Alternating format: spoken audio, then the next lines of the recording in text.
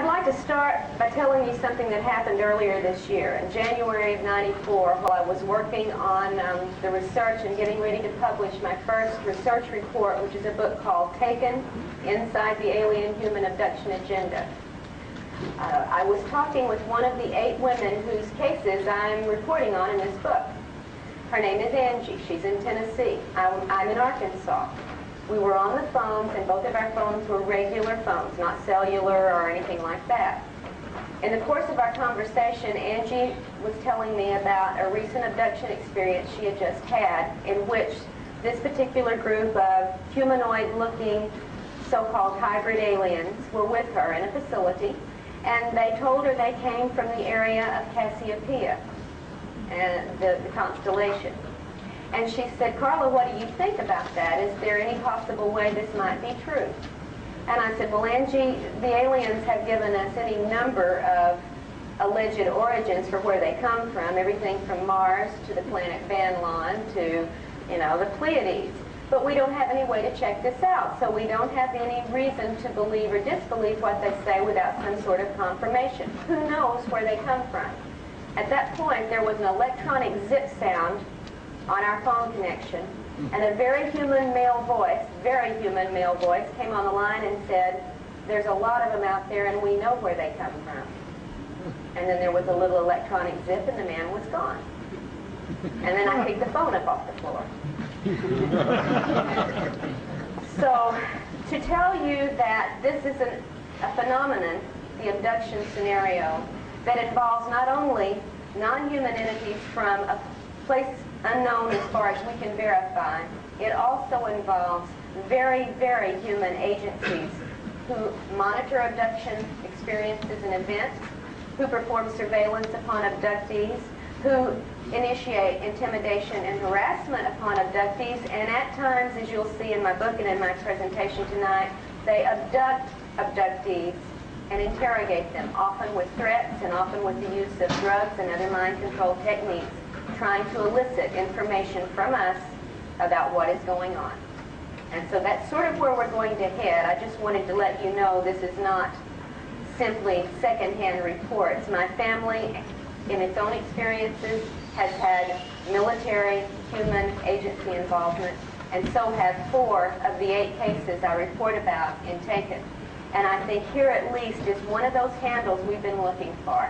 How do we get hold of something so elusive that it can pop in and out of our reality, can put us under immediate control when it happens, can alter our perceptions to be whatever they want it to be, and we can do nothing in return? When there is a human element involved, there is the opportunity to do something about this. And in this phenomenon, there is very definitely a human element involved. Now, I'm going to get there. I want to just start and let you know we're dealing with a real phenomenon I have witnessed repeatedly, have had multiple witnesses with me in some of these instances, and we're going to try to blow the lid off a little bit further off the abduction phenomena as you may have known it to this point. How many of you are pretty well read on the abduction scenario? So I don't need to do a whole lot of background work. All right, great. Well, first you might want to know who I am and why I'm up here to begin with, but the reason I'm up here is because aliens decided that they wanted to mess with my family. And they chose a family that was very happy and active and productive.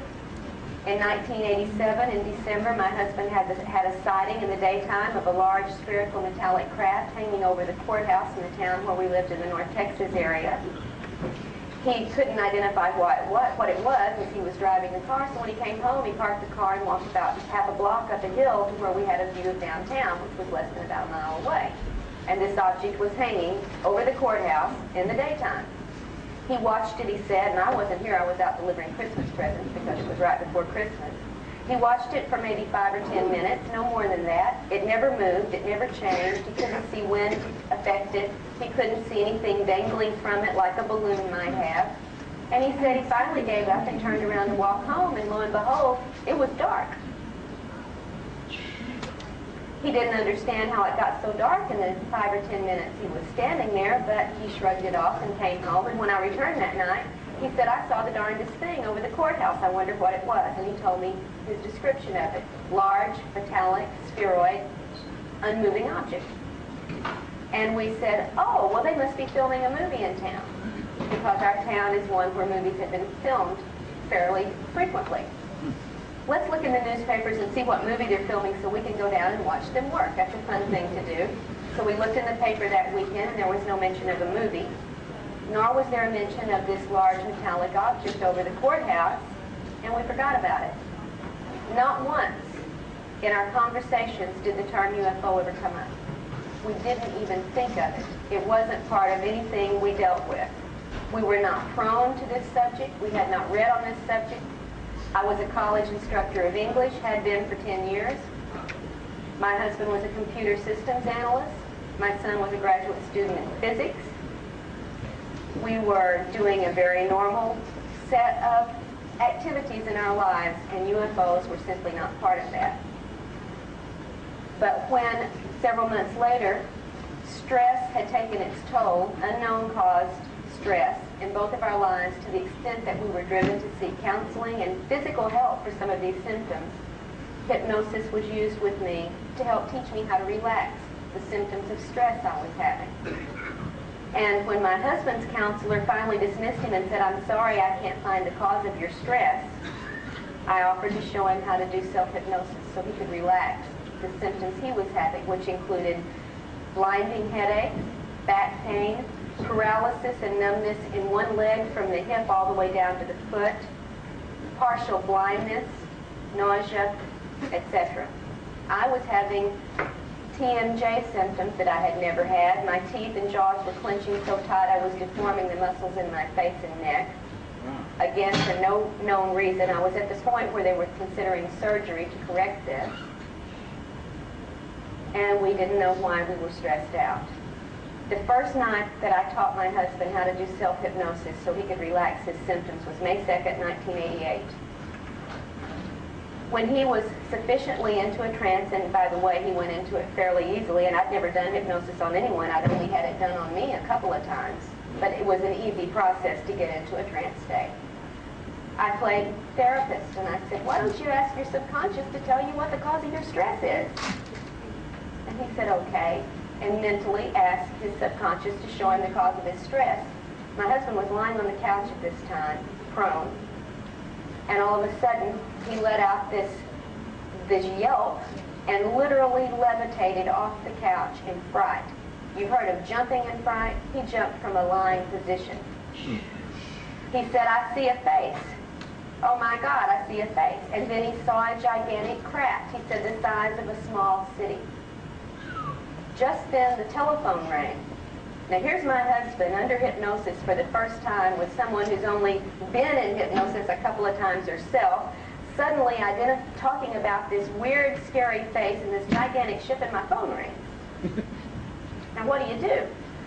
I said, hold on, and I ran to pick up the phone, which was no farther than from here to the wall.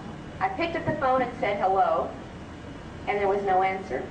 I said hello, and there was no answer, and just as I was about to hang up, I started getting screeched at, jabbered at, electronically garbled at by something that sounded very, very angry. This went on for 10 to 15, maybe 20 seconds. I was in stunned response, and then it suddenly went dead and the line was gone.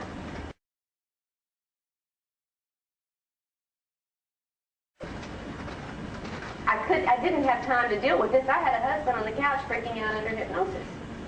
So I simply hung up the phone and went back to see if I could bring him out of this trance because we didn't know what was going on.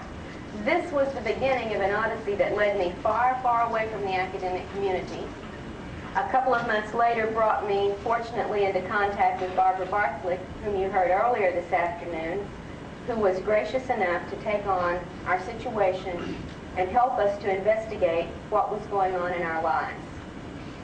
And the story of everything that we uncovered in that first year and a half of investigations is presented in a book that was published in 1992 by Berkeley called Into the Fringe.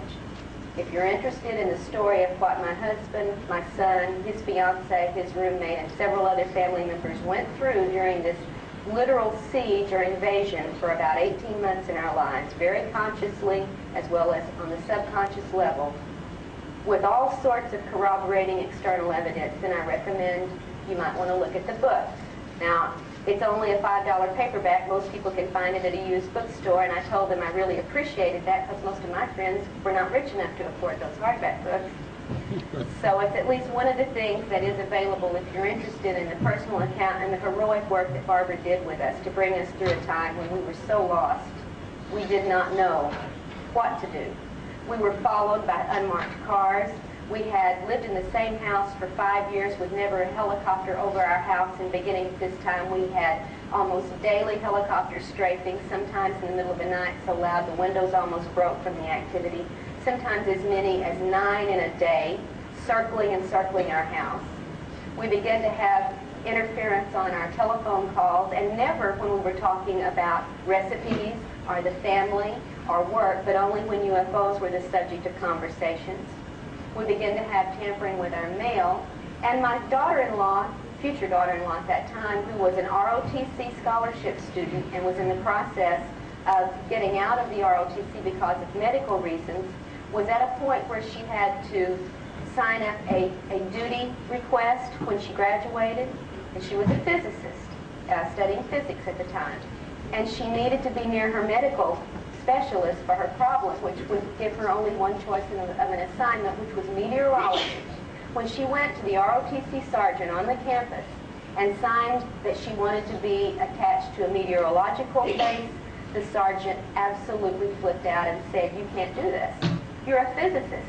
Don't you want to sign up for the R&D work? Don't you want to work on the UFOs and find out what really is going on with them and not what the public thinks?" This from a sergeant in the Air Force to my daughter-in-law, who had never mentioned any of our activities to anyone other than us, except on the phone. So that's just a little of the background of why we're here, because at one point, before we met Barbara, my husband and I stood holding each other in a kitchen, quaking, shaking, fearful, uncertain of what was going on, and said, "We don't know what's going on, but by God, if we ever find out anything about this, we promise to help other people who are in our situations to learn." And we have been doing that ever since. That's why I'm here today, and not in some classroom teaching Beowulf. All right, now then, what are we really dealing with in this alien-human abduction agenda is what I want to talk about tonight. And what I have to tell you is that we're in the midst of an extremely serious situation. Those of us in the UFO community have had a failure to communicate to the public at large just how urgent and serious the situation is, and we're working very hard, some of us, to try to correct that lack of communication. This is not a matter for philosophical discussion anymore, my friends. This is something that is real, intense, in our faces, in our bedrooms, in our children's lives, in our families' lives. And if you've never had an experience, I can guarantee there's someone you work with or someone in your family or someone in your neighborhood who has. It is that widespread. If everyone who had this experience suddenly had a little red light glow above their heads in this country, you would be so shocked to find out not only the number, but the types of people who are subjected to the alien intrusion and who never talk about it. And now you might understand, having talked it yourself, among others who haven't had this, you might have found out why they don't talk about it. There is rejection, disbelief, questioning of sanity and credibility, loss of jobs, loss of marriage, loss of self-confidence, and loss of reality, basically. You have to start from scratch when this intrudes into your lives. And the moment you admit it to somebody else, you have to start facing it. So many, many people never admit it. And we can understand why. I'm going to talk at some length about the research I'm reporting on in Taken, and also in a book that will be out next month, and I'm sorry I don't have it with me right now to show you, because I think this is probably the most important work I've ever done. Barbara and I have worked on this case for over 2 years. It reports on one planet, Van Lawn, to, the Pleiades. But we don't have any way to check this out, so we don't have any reason to believe or disbelieve what they say without some sort of confirmation. Who knows where they come from? At that point, there was an electronic zip sound on our phone connection, and a very human male voice came on the line and said, there's a lot of them out there and we know where they come from. And then there was a little electronic zip and the man was gone. And then I picked the phone up off the floor.